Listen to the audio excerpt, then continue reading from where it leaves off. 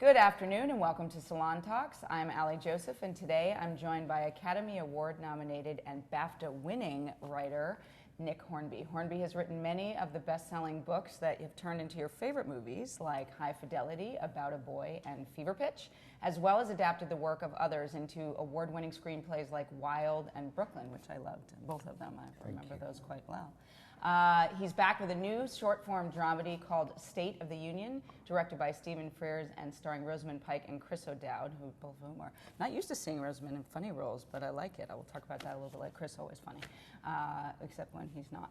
State of the Union premieres May 6th today on Sundance TV and Sundance Now. Welcome. Thank you. Thank you for being here. I got through that. Yay. In today's short attention span world, we're going to share with our audience that your programming in this regard is unique and it's appropriate for today's short attention span. 10 episodes, 10 minutes, no commitment. You really caught me with that. You grabbed me. So what made you want to try this format? Well, I'd seen a couple of things that used it. I think most notably High Maintenance, which was a Vimeo show. Before it moved to HBO, it was like 8-10 minutes. I thought, oh, that's interesting. And you know, it's at a time where forms are beginning to float free of their original medium. So, you know, books are online and music can be one song or it can be 50 songs. It's not attached to a thing anymore. And TV programs, it turns out, don't have to be 30 minutes or 60 minutes. Those days are gone. So I thought that it looked fun to try and write it, and I'd had this idea of a couple and how they are before marital therapy a while ago, so it was a collision of the form and the idea, I guess. And I started it because literally everything else I was doing had ground to a halt, and I had about a month to kill, which was too short for a novel, and I didn't want to start another screenplay that would get stuck somewhere. So I thought, I'm going to have a go and see what happens, and it sort of got weirdly out of hand. I wouldn't say so. I quite enjoyed it. I didn't expect it to turn out so fancy. You know, it's fancy. The Stephen Frears and Rosamund Pike and Chris O'Dowd. Drinking rosé and having fancy actors. Yeah. Look at that. Now, I understand that this was screened at the Tribeca Film Festival last weekend, and it was shown contiguously, but without the credits. What was the audience response? It was good. It was the second time we've done it. We did it at Sundance in January, and it was the thing we were most nervous about because clearly it wasn't made to be seen like that. But with the 100-minute thing, it seems like a kind of quirky 10-chapter movie, maybe like an early Woody Allen or something like that. And I think that the actors' performances and faces are so interesting that you don't worry too much about the audience getting bored. And also each of the 10 episodes sort of has a beginning, a middle and an end, as does the series. There's an arc. So I think it kind of functions as a movie, even though it wasn't supposed to. Well, I'm impressed that you did all that in a month. The writing? Yeah. Yeah, I mean, I think, yeah, probably. They were really a joy to write. And the dialogue is, and you guys are going to see this, I guess, tonight yeah. You can see State of the Union on Sundance Now and Sundance TV.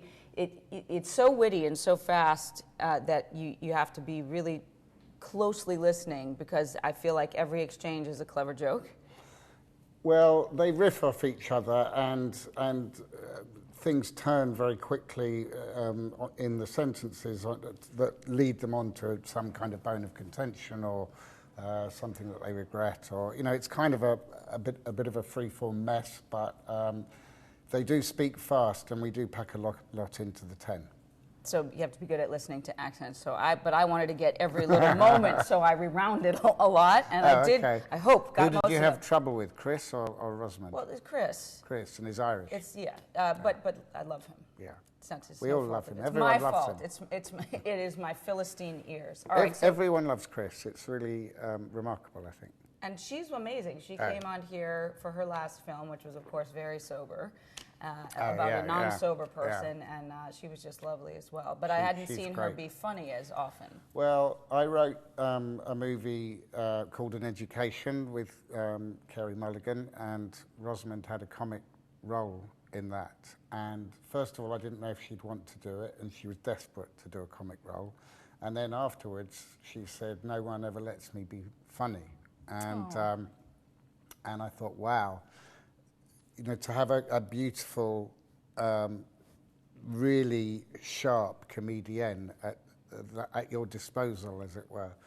I thought I'm filing that away, and I'm using that whenever I can, because it's such a gift that she has, and she's a good dramatic actress, and she turns very quickly. So I think there are parts in this, hopefully, where they go from funny to sad pretty quickly, and she requires no kind of build-up, as it were. They're both good at that, but Rosamund's fantastic, and she's a friend and a neighbour, so she was somewhere like just my to first. Walk down the block and say, shove hey, it's time. I'm calling shove my, a script through her here's door. My chit. Yeah. So you're a writer, in my observation, whose work thrives in these long, impressive stretches of dialogue. How did you sort of pull it tight for this?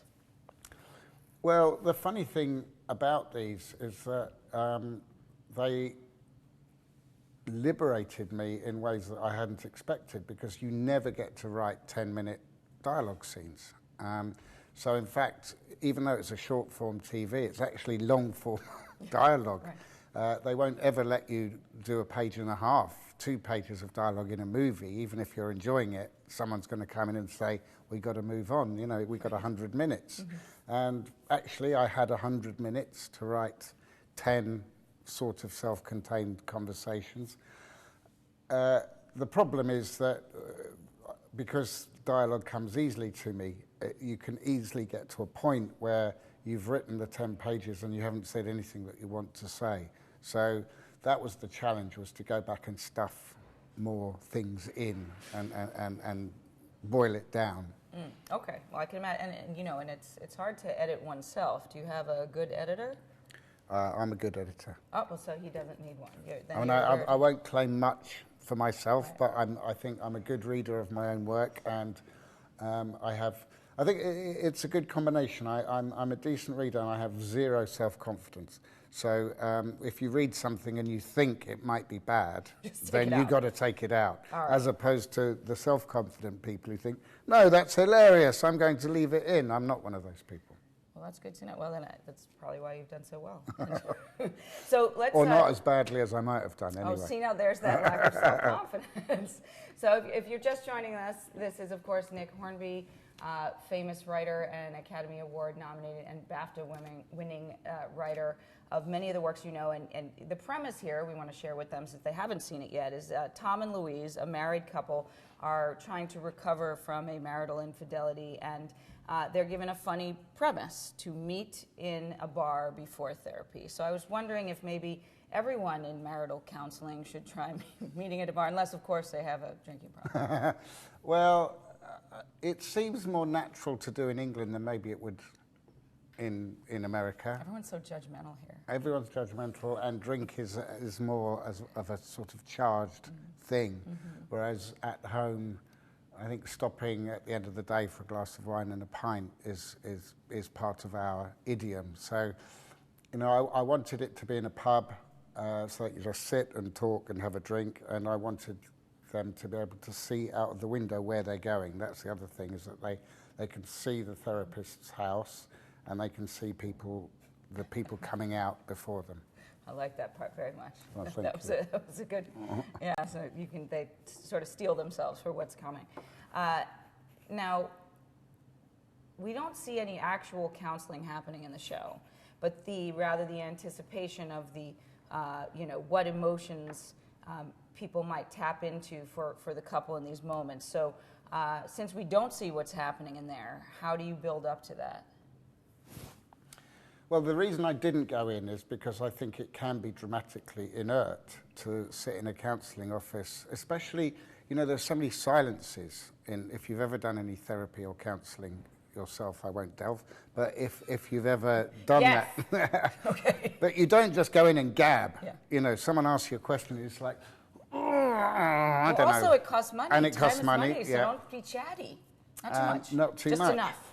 So because it's before, they go in, they try and decide what it is they want to talk about. They talk about what went wrong in the previous week's session, and they've also got a week of life that's happened to them as well. So there's this real jumble of stuff, and I wanted to write about marriage as a character in itself, because every relationship has a, as it were, a mother and a father, the two people in the relationship, and the relationship is something that exists between them. And so that's kind of the third person, I suppose, in it. And it's built up of really complicated stuff. Every day you spend with someone is another day of history that where something's been misunderstood or gone wrong, or perhaps gone right if you're lucky. And they have all this to deal with, basically. Right, and I mean, in normal couples counseling, there's usually some impetus, right? And here we learn quickly on which one it is. But you know, that's maybe why people could be in analysis for years. That's why I think cognitive behavioral therapy solved the problem. Yeah? I can't do Who could sit on a couch for 20 years? Seems like just a giant waste of time. No offense to the Freudians, you know. Okay. Or Jungians? Yeah, or any. Okay. Yeah. So, yeah, but just hit the problem. Yeah, hit the problem and deal with it. Again, time is money. Right? So let's go back to your skill at writing dialogue. You know, you say yourself, and obviously your fans know that you write dialogue so well, but it is hard to do, and you've said that you weren't so good at it when you began in your career. So what part of your writing process over the years most helped you refine this part of your writing, do you think? Well, I think noticing what comes easy is the first thing. You have a sense that writing is a certain kind of thing, and I think that it was prose actually that I found hardest, and then I realised that people liked reading dialogue and I liked writing it, and just because something is dialogue heavy doesn't mean it's necessarily a movie or a TV show. It can also be a book, and I kind of just relaxed into doing that and didn't worry about the other stuff so much. Okay, that makes sense. When you decided to make the shift from novel writing into adapting them into screenplays and for other people, did you ever imagine a further evolution that would include that step, like Wild and Brooklyn? No, I mean, not at the beginning. It was... there's a funny thing about writing, which is that every time I start something, a novel or an original, like State of the Union, I guess, you always think this one's going to be different. I'm not going to be me. And you sail out and into this, what you hope is new territory, and it's like the end of the Truman Show. There's a clunk, and you hit the inside of your own head again. You think, oh man, it's me again. And there's nothing I can do about it. I'm just me. And when I was offered an adaptation, I thought, this is someone else's head. This is fantastic. It's like opening one door out of my head and into theirs, and I've got all this territory to work with. And that was such a joy with Wild and Brooklyn, because I couldn't have lived those lives, or I don't know those people, but the author enabled me to have access to them and to use what skills I have as a dramatist and a dialogue writer to bring them to life. So it's been a real fresh thing for me, that. Okay. I think, well, you're saying essentially that you have your own universe, and then you essentially get to step into and you get sick of your own universe sometimes. Well, you did say, you know, I think I read on your website, somebody asked you what your typical day was. Can I read it? Yeah. You say, an average day.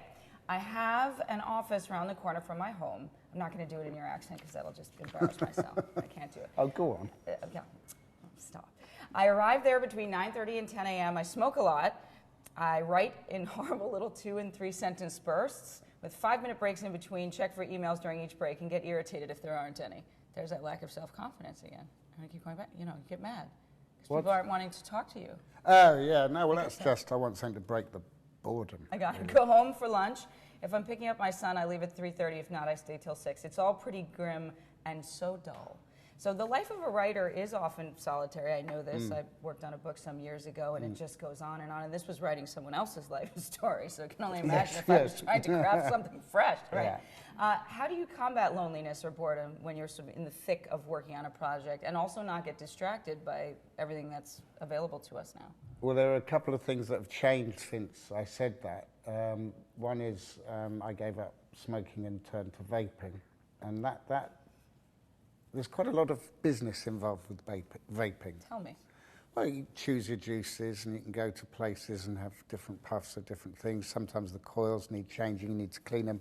Cigarettes, you just buy a packet of your favourite cigarette and smoke them. So I've got this whole hobby with the vaping that's really helping with the writing.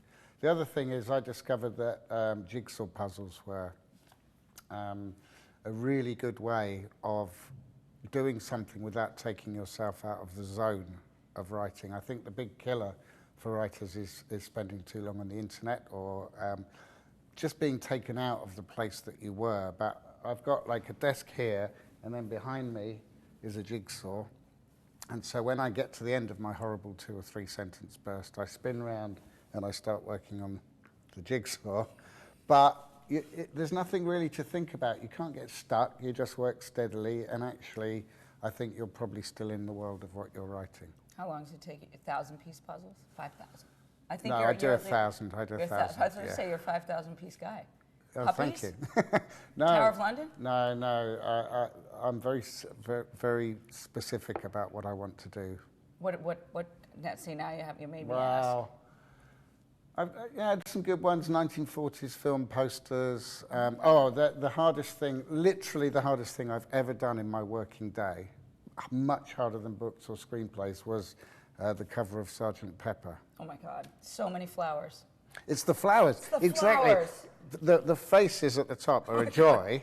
And that whole thing is like a big trip anyway. Yeah. You try to keep looking at it. There's no piece with the flowers that tells you what it's spelling out, because there were too many flowers. So, it was a killer, but it was great. It's great. You didn't get that much writing done that day. That's my tip for those the top. days. Yeah. All right. If you really get to the Sgt. Pepper album cover, it will take you forever.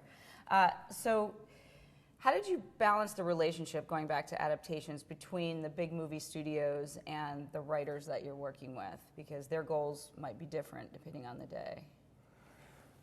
I don't think I've worked with big studios. I think that you might end up working with big studios once the movie's finished. But all of those movies started with a smallish production company and me doing the screenplay, and then things start to accumulate, like actors and money and distributors.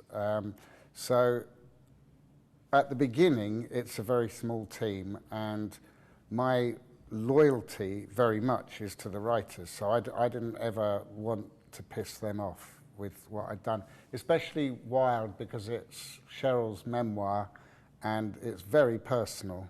And I hope she remembers me saying to her, if there's anything that you think is offensive to you or your family, then let me know and I can change it. Because there's no point in getting hung up on the detail of something that might annoy somebody. So you can find a way around it, you circumvent it, you write about something else.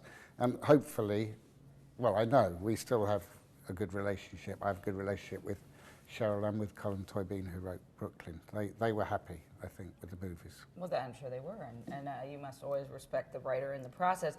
And then what about adapting your own books? Don't do it. What? I don't do it. You don't? As an artist, you spend all this time writing your own book, and then you hand it off to somebody else. Yeah, I did it with the first book, Fever Pitch, because I didn't know if I'd ever make any money out of a second book. But once I realised that I had a career, I really didn't want to spend 3 years writing a book and then 5 years taking out everything that I'd just written in the first place. So I'm happy for someone else to do it. Well, hopefully they show you the same respect. Yeah, they've all been good and nice. And I think the only reason that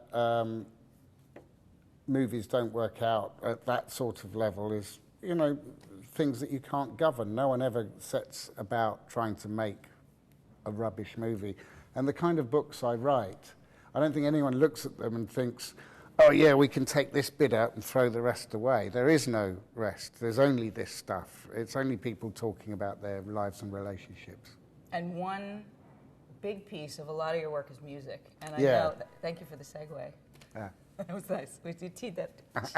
So, but I understand that you're a big music fan. That's pretty evident from a lot of your work. Yeah. And, I wanted to just touch briefly before we have to run on 31 songs. And Songbook in America. But pardon me? It's called Songbook in America. Songbook, yes. And I was 31 looking at songs in England. 31 songs in it. Everyone has to look at the original, right? But the collection of essays, if people don't know, about some of the, what you feel some of the best songs ever written, yeah? Were, and also the resonance to you? Now, Yeah, it's more about the resonance, I think, than making any particular claim for the quality. Would you of the redo songs. it? Like, are they the forever song No, list? no, they're not. I mean, one of them was Puff the Magic I was Dragon. going to ask you about that, and it's right here. Look, Yeah. Why? Well, it was because that essay was about my son. I have a son with autism, and his relationship with music, which was really interesting to me. And I chose that song as something that he used to have on repeat a lot at the time. I would make no claims for it as being the greatest song ever written. And there are a few there like that, where it was just a chance to enable me to write about one's relationship with music rather than the music itself. And absolutely, I mean, music is such a powerful force for so many people, and also, you know, imagine you learned how it works in maybe even a greater way with folks with special needs. And I think this was, in fact, part to benefit your son's school, if I recall. Yes. At the time. Yeah. Yes, it was. The relationship with music remains intense, and I made an album with Ben Folds where I wrote the words and he wrote the music, and so that was really interesting because you get to see how music actually operates. And you know, High Fidelity has remained a sort of active thing in some way or another, and Zoe Kravitz is making a TV series of the book now. Oh, that's wonderful. That's great. She's working here now in New York. And of course, that book has evolved, but vinyl shops sort of still exist, and music fans definitely still exist. So it's interesting to me how it's sort of surviving. Okay, and you spend a lot of time still looking for vinyl? No. Not at all? No, because I love music, and for me, the internet has been fantastic. I love Spotify. I think it's amazing. And if I love something on Spotify, I will buy the vinyl of it, but usually, I'm afraid, via the internet. So I like not looking for it. I only used to look for it because I wanted to hear it. Okay. Well, some people are real vinyl junkies. Yeah. I just wondered if that was you. Well, this is Nick Hornby, and he is here to talk about his new show, State of the Union, directed by Stephen Frears, starring Rosamund Pike and Chris O'Dowd, premieres tonight on Sundance TV and Sundance Now. It is May 6th. I don't know what time. Does it matter? What time tonight? You can watch 2 episodes on the website at 5 or 1 episode on the TV channel at 10 o'clock. 5 o'clock. Go there and stream it. And they're very funny. 100 minutes of very witty, very smart, fast dialogue. So put your brain on. Thank you. Thank you for being here. And check out State of the Union. Have a great afternoon.